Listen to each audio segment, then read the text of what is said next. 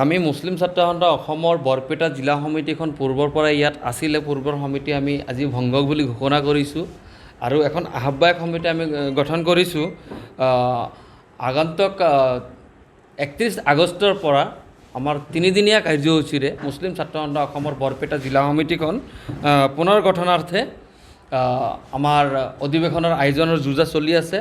সেই উদ্দেশ্য ৰাখিয়ে আচলতে আজিৰ সভাখন আয়োজন কৰা হৈছিল। আজিৰ সভাখনত আমাৰ নপুৰণীয়া বৰপেটা জিলাৰ বিভিন্ন কৰ্মী, আমাৰ সাংগঠনিক সতীৰ্থসকল উপস্থিত আছিলে, আঞ্চলিক সমিতিসমূহ উপস্থিত আছিলে, পূৰ্বৰ জিলা সমিতিৰ বিষয়ববীয়াসমূহ উপস্থিত আছিলে। আমি জিলাখনৰ জ্যেষ্ঠ মুৰব্বীসকলক লৈ কেনে আজিৰ এই সভাখন অনুষ্ঠিত কৰোঁ। সভাখনত আমি কেইবাটাও সিদ্ধান্ত গ্ৰহণ কৰিছোঁ।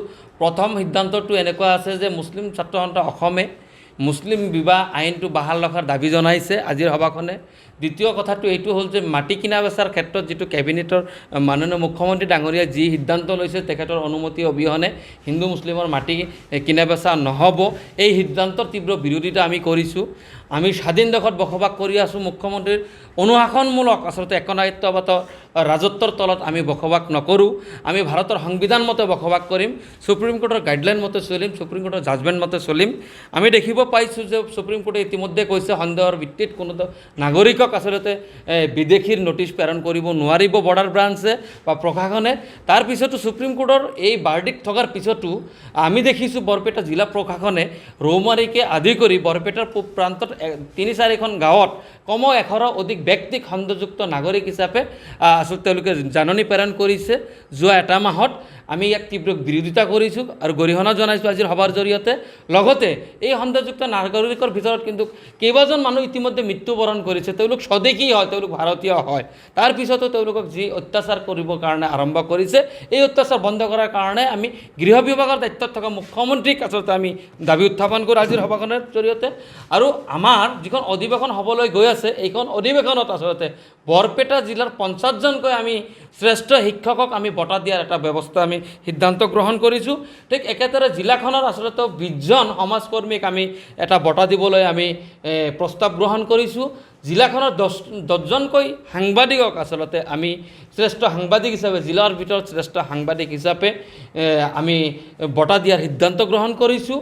আমি একেদৰে চিকিৎসা জগতখনতো জড়িত থকা নিস্বাৰ্থ যিখিনি চিকিৎসক আছে, তাৰে পৰা 5জন চিকিৎসকক আমি আচলতে সম্বৰ্ধনা প্ৰদান কৰাৰ কাৰণেও আমি সিদ্ধান্ত গ্ৰহণ কৰিছোঁ। ঠিক এনেদৰে আমি কেইবাটাও সিদ্ধান্ত গ্ৰহণ কৰি আজিৰ সভাখন আমি অনুষ্ঠিত কৰিলোঁ। আমি আশাবাদী আমাৰ যি 3দিনীয়া কাৰ্যসূচীৰে 31 আগষ্টৰ পৰা হ'বলগীয়া যি অধিৱেশন, এই অধিৱেশনৰ আমাৰ সকলো জাতি ধৰ্মাৱলম্বী লোকে আহি আমাক সহযোগিতা আগবঢ়াব আৰু সকলো জাতি জনগোষ্ঠীৰ লোকে আহি আচলতে আমাৰ যি ভাতৃত্ববোধৰ যি বন্ধন আৰু আমাৰ যি সমাজ ব্যৱস্থা শংকৰাজানৰ মিলনভূমি অসম, এইখন শংকৰাজানৰ মিলনভূমি অসমৰ যি আমাৰ ভাতৃপুৰুষীয় সম্পৰ্ক, এই সম্পৰ্ক পুনৰ প্ৰতিষ্ঠা কৰাৰ কাৰণেও আচলতে তেওঁলোকে এক উদাহৰণমূলক আচলতে উপস্থাপন কৰিব বুলি আমি আশাবাদী। আৰু লগতে আচলতে আমি ক্ৰীড়া খেলৰ ক্ষেত্ৰতো আমি আচলতে আগবাগ ল'ম কাৰণে আমি 3দিনীয়া কাৰ্যসূচী লৈছোঁ। আমি কেইবাটাও উল্লেখনীয় খেল অনুষ্ঠিত কৰিম জিলাৰ ভিত্তিত, তাৰ কাৰণে আমি সিদ্ধান্ত গ্ৰহণ কৰিছোঁ। আমি জিলা ক্ৰীড়া সন্থাৰ লগত আলোচনা মৰ্মে সেই খেলসমূহ পৰৱৰ্তী সময়ত আমি ঘোষণা কৰিম। বৰপেটা, নগাঁও, মৰিগাঁও সংখ্যালঘু মানুহৰ সংখ্যা বৃদ্ধি পোৱা কথাটো তেওঁ আচলতে কোৱা কথাটো কোনো কাৰণতে মিছা হ'ব নোৱাৰে। বৰপেটা বুলি নহয়, অসমত আচলতে কেইখন জিলা সংখ্যালঘুৰ সংখ্যাগৰিষ্ঠ আপুনি চাওকচোন। এই কথাটো যদি তেওঁ অনুধাৱন কৰিব পাৰে, আচলতে তেওঁতো কয় তেওঁ সংখ্যালঘুৰ মুখ্যমন্ত্ৰী নাই, তেওঁ মানে এছাম মানুহৰ মুখ্যমন্ত্ৰী। গতিকে তেখেতৰ কথাৰ আচলতে কোনো যুক্তি আছে বুলি আমি নাভাবোঁ। পূৰ্বৰ পৰাই যিখিনি সংখ্যাগৰিষ্ঠ 9খন জিলা আছিলে, সেই 9খন জিলা আচলতে ডেলিমিটেশ্যনৰ পিছত আৰু নতুন জিলা হোৱাৰ পিছত আজি বজালী যিখন জিলা বনাই দিয়া হ'ল, বজালী জিলাত সংখ্যালঘু আছে জানো?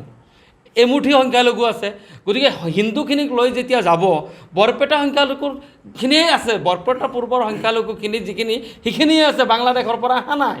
গতিকে এই বৰপেটা বা মৰিগাঁও, নগাঁও তেওঁলোকৰ পৰা কাটি লৈ নতুন জিলা বনাই হিন্দুসকলক একত্ৰিত কৰি অকল তেওঁলোকক চৰকাৰে উন্নয়ন কৰিব বুলি যি সিদ্ধান্ত তেওঁলোকে গ্ৰহণ কৰি কাম কৰি আছে, এই আচলতে তেওঁৰ ৰহস্যজনক আচলতে মন্তব্য। এই মন্তব্যৰ জৰিয়তে আচলতে ভাতৃঘাতী সংঘাত লগাবৰ কাৰণে চেষ্টা কৰি আছে খুদ মুখ্যমন্ত্ৰীয়ে। গতিকে আমি ধিক্কাৰ জনাইছোঁ।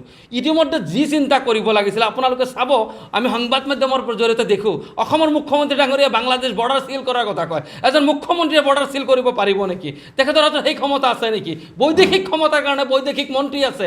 দেশৰ কেন্দ্ৰীয় বৈদেশিক মন্ত্ৰী, ডিফেন্স মিনিষ্টাৰ, হোম মিনিষ্টাৰৰ দায়িত্ব অসমৰ মুখ্যমন্ত্ৰীৰ হাতত আছে।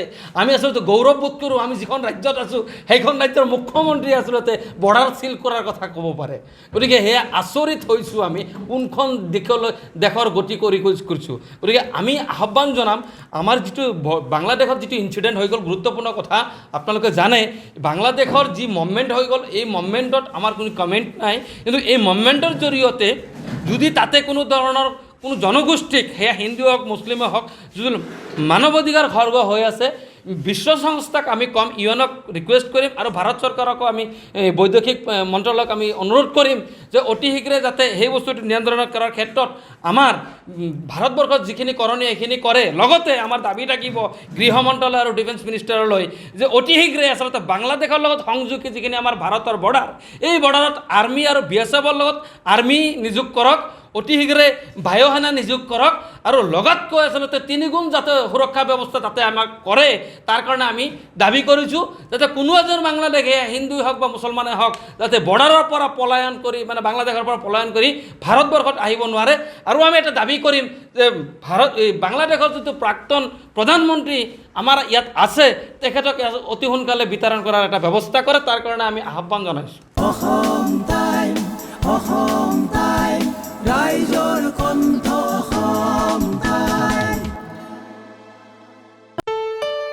ঘৰত আনন্দ আৰু সম্পৰ্কৰ চমক বজাই ৰাখিবলৈ জৰুৰী হৈছে সকলো আনন্দময় মুহূৰ্তত মৰমৰ উপহাৰ দিয়াটো। সেইবাবে মধুশ্ৰী জুৱেলাৰ্ছে আনিছে সকলো ৰঙীন ক্ষণৰ বাবে বিশেষ গহনা। হীৰাৰে হওক, সোণৰে হওক বা ৰূপৰে হওক, শ্ৰেষ্ঠ ডিজাইনছ আৰু হলমাৰ্কযুক্ত গহনাই ৰাখে সম্পৰ্কক নিখুঁত। তেনেহ'লে আজিয়ে আনক আনন্দ মধুশ্ৰী জুৱেলাৰ্ছৰ সৈতে। যোগাযোগ কৰক 7002800341 নাইবা ভিজিট কৰক LNB ৰোড, নলবাৰী, অসম।